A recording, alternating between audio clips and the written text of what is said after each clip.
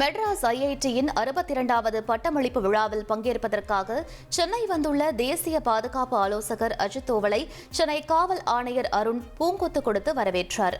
கேரளாவின் பாலக்காடு மற்றும் மலப்புரம் பகுதிகளில் நிஃபா வைரஸ் நோய் தாக்கங்கள் ஏற்பட்டுள்ளது.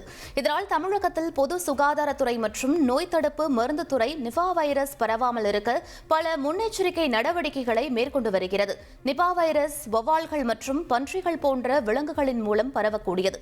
வௌவாலின் உமிழ்நீரால் மாசுபட்ட பழங்களை உண்ணுவதன் மூலமாகவோ அல்லது பாதிக்கப்பட்ட நபருடன் நெருங்கிய தொடர்பு கொள்வதன் மூலமாகவோ நோய் தொற்று ஏற்படுகிறது. இதனால் மக்கள் கழுவப்படாத அல்லது கீழே விழுந்த பழங்களை சாப்பிடுவதை தவிர்க்க வேண்டும் என தெரிவிக்கப்பட்டுள்ளது.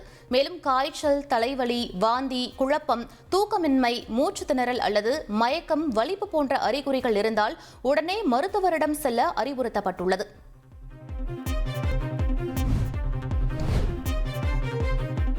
நிலத்தகராறில் ஸ்க்ரூ டிரைவர் கொண்டு தாக்கியதில் ஒருவர் உயிரிழந்த சம்பவம் பரபரப்பை ஏற்படுத்தியது. கோவை மாவட்டம் சுல்தான்பேட்டை அருகே மலைப்பாளையத்தைச் சேர்ந்த திருமலைசாமிக்கும் அதே பகுதியைச் சேர்ந்த கண்ணப்பனுக்கும் இடையே நீண்ட நாட்களாக நிலத்தகராறு இருந்த நிலையில் இருவருக்கும் இடையே வாக்குவாதம் ஏற்பட்டுள்ளது. பின் அது மோதலாக மாறி ஒருவரை ஒருவர் கடுமையாக தாக்கிக் கொண்டனர்.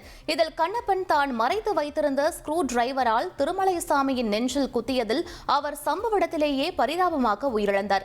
மேலும் சண்டையை தடுக்க வந்த சாந்தகுமார், பாலபிரசாத் ஆகியோரும் ஸ்க்ரூ டிரைவரால் தாக்கிய கண்ணப்பனும் காயமடைந்த நிலையில் சிகிச்சைக்காக மருத்துவமனையில் சேர்க்கப்பட்டுள்ளனர். தகவல் அறிந்து வந்த சுல்தான்பேட்டை போலீசார் சம்பவம் குறித்து தீவிர விசாரணை மேற்கொண்டு வருகின்றனர். ட்ரெண்ட ஃப்ரெண்ட் ஆக்கிக்கோங்க. தந்தி டிவியின் சப்ஸ்கிரைபர்ஸ் அண்ட் ஃபாலோவர்ஸ் குடும்பத்துல நீங்களும் இணையுங்க.